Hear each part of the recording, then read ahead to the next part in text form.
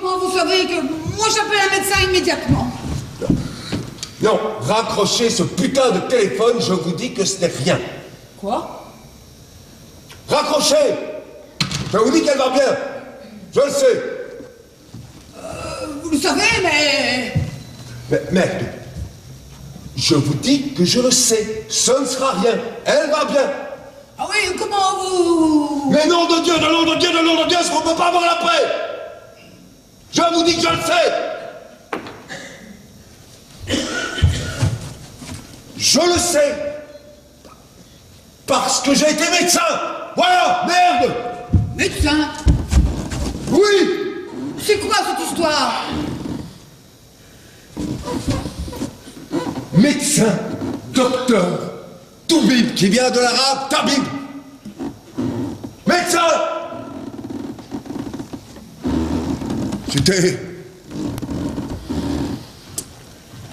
C'était il y a longtemps. Mon cabinet. La salle d'attente, les chaises, la porte, la poignée de porte. Au suivant! Chaque matin, le cabinet vide. Salut, c'est moi. Petit bonjour, en passant fantôme de la veille, vite chassé par les chers malades du jour. Le bonjour, docteur, des secrétaires. Solange, Marielle, puis... le clac, clac, clac dans leurs talons, des chaussures à talons, toujours. Pourquoi? Je donnerai mes soins aux indigents et à quiconque les demandera, et je ne me laisserai pas influencer par la soif du gain. Hippocrate! Chaque matin, il pensait et oubliait.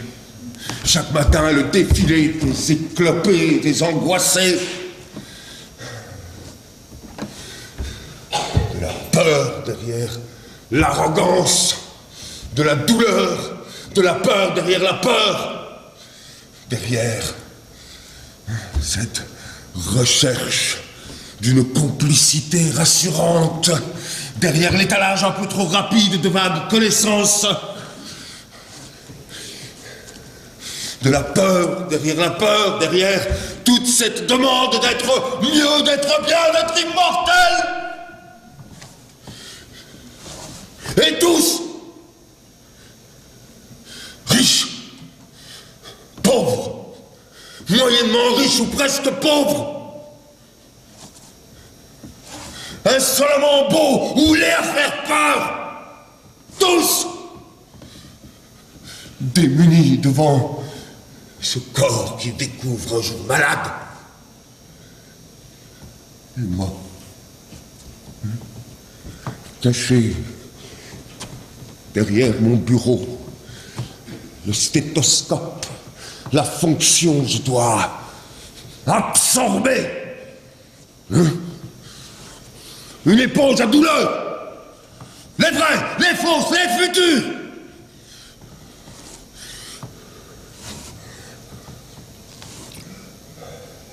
Ne pas penser, ne rien montrer, ne plus exister. Une éponge à douleur, un symbole.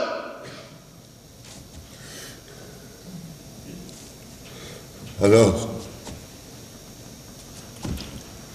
l'âme qui s'en va au fur et à mesure que la fatigue s'installe.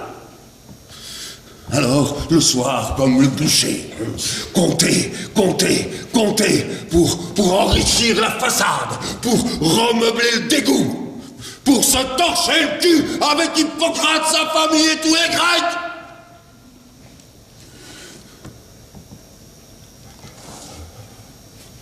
Alors la fatigue.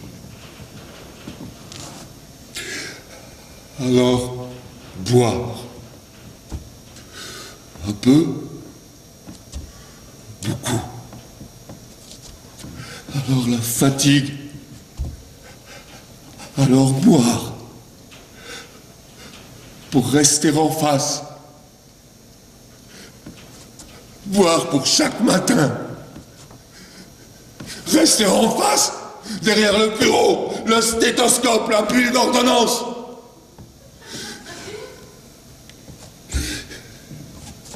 Mais impossible de partir, de claquer la porte et de crier mon va tout chier. Toi, tu pues. Non, ça, impossible. Bouffés par leur misère, leur juste misère humaine.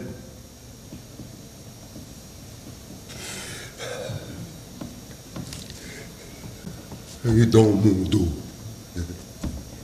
Hippocrate et tous les Grecs qui me regardent, qui contemplent ma fatigue et les dégoûts de moi quand je ne peux même pas vomir.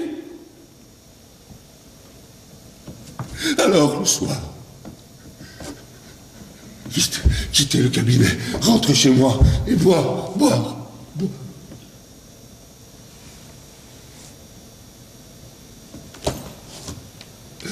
Alors, un soir,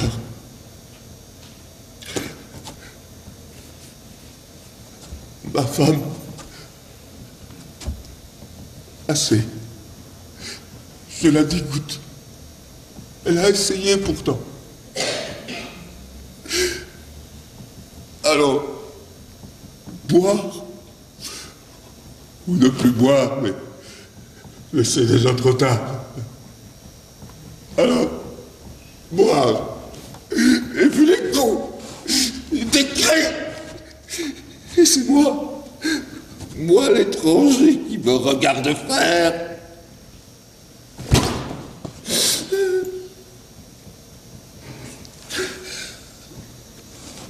Alors,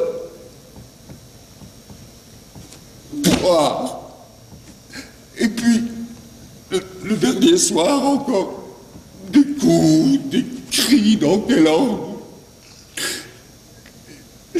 Mais cette fois, c'est mon fils qui cogne et c'est moi qui reçois.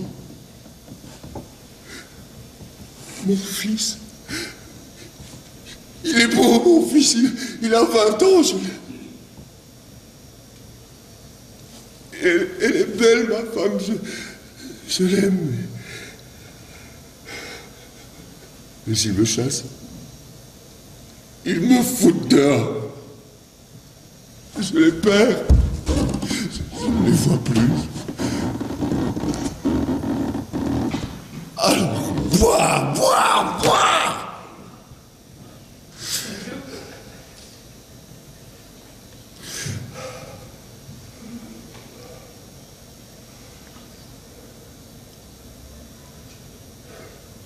J'aurais jamais dû faire médecine. C'était pas un métier pour moi. Chaque matin, je croisais le facteur. J'enviais cet homme. À défaut de lui prendre sa vie, je lui ai pris son nom. Sigmund.